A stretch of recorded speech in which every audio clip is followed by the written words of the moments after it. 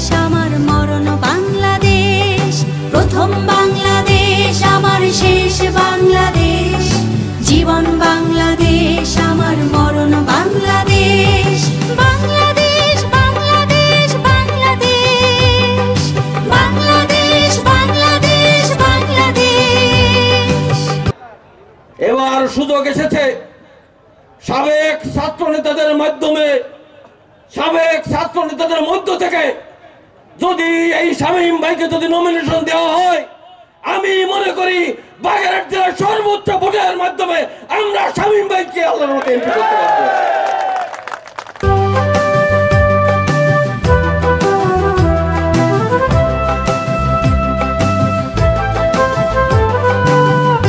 আমাদের প্রিয় তুহিন ভাই বলেছেন স্থানীয় জনপ্রিয়তা রামপাল মংলায় কৃষিবিদ শামীমুর রহমান শামীমের কি জনপ্রিয়তা রয়েছে?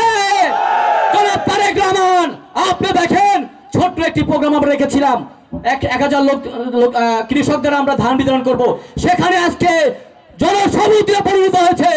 জনাব তারেক রহমানের 61তম জন্মদিন উপলক্ষে গরিব অসহায় প্রান্তিক কৃষকদের মাঝে ধানের উচ্চ ফলনশীল জাত বিরি উদ্ভাবিত 101, 102 বিরি ধানের উন্নত মানের জাত প্রান্তিক কৃষকদের মাঝে বিতরণ অনুষ্ঠানের প্রায় 1000 কৃষকের মাঝে এই বীজ ধান বিতরণ কর্মসূচি গ্রহণ করা হয়েছে এই ইউনিয়নের বিএনপির পক্ষ থেকে।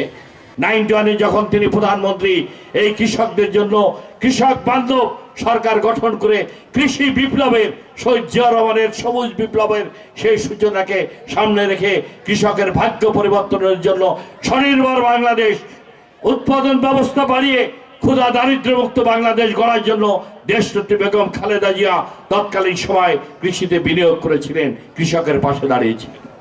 সে কারণেই 2003 সালে পরপর 3 বার বন্যা হওয়ার পরেও শেখ হাসিনা তখন বলেছিলেন যে বাংলাদেশে লক্ষ লক্ষ লোক দুর্ভিক্ষে মারা যাবে।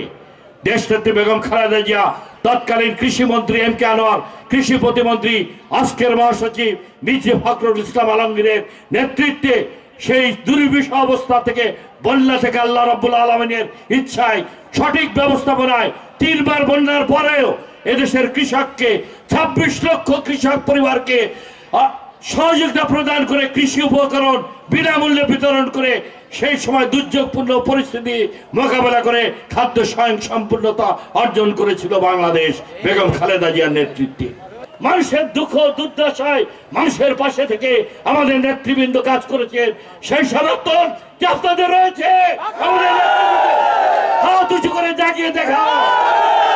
আজকের এই নেতৃবৃন্দ আপনাদের ভোটে নির্বাচিত হয়েছেন, আগামী দিনে ধানের শীষের প্রতীক দিয়ে আমরা এখানে বিজয় সূচনা করে তারেক রহমানকে ধানের শীষের প্রার্থীকে বিজয়ী করে আমরা বিএনপিকে উপহার দিব।